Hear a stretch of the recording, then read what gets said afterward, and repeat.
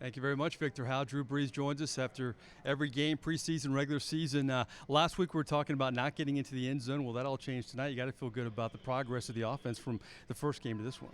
Yeah, our goal was to come out with great tempo, rhythm, intensity, move the ball, both with the run game and the pass game, and score points. And we were able to do that successfully. Didn't punt in the first half, although we would have liked to have had a few more touchdowns as opposed to field goals.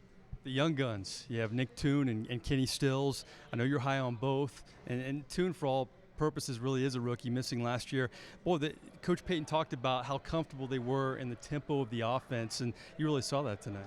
Yeah, that was great to see. We intentionally, had them start in this game to give them an opportunity at that live fire and, experience that tempo. And I felt like they did a great job, getting lined up with confidence and making adjustments on the fly at times, both in the run game with blocking and as well as the passing game. Both came up with some big catches, and love to see their development as we continue on. Just talk about the race for receiver when Joe Morgan went down. You have those guys. You bring in some veterans, but Stills doesn't look like a rookie. I know you like the way he grasps the offense. Just talk about it seems like every week he kind of takes another step. Yeah, he does. He's done a great job, and really I've been impressed with all these rookie receivers. Just their ability to grasp the offense, number one, and then number two, there's so many nuances to it that are hard to sit there and cover just in the classroom. You kind of have to wait for those moments when they come up in practice or in a game, and then you can talk through them. And those guys have picked it up very, very quickly. What I love is that neither, and really, with Toon and Stills tonight. At no time have you felt like it's been too much for them, it's been too big for them. They've always been able to handle it with a lot of poise and continue to get better. And hey, if there is a mistake made, it's okay. I got it. I know what you're talking about. And they've got some great guys, veteran guys.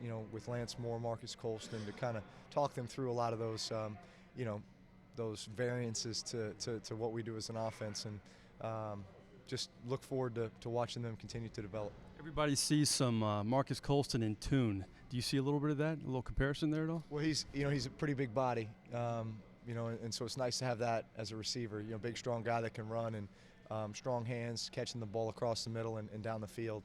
We'll see how that plays out.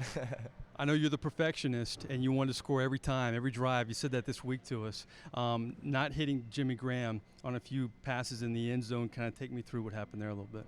Well, the first one was kind of an all-out pressure, but they had a guy floating in the middle of the field, so I didn't really feel like I could put one on him with a direct shot. So you had to put a little air under it and just to give him a chance, overthrew him a little bit.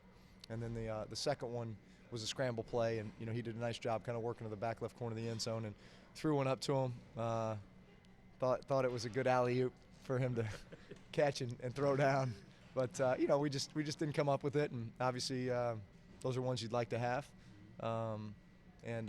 just be a little more crisp with. And I'm glad it happened because it's something we can look at on film and talk about, and make any corrections that need to be made, and hopefully when those opportunities arise in the future, we can capitalize on them. That's what the preseason's for. Just a few left here. Talk about the backup quarterback. We just talked to Luke McCown. I know Seneca had a tough night. A lot of that wasn't his fault.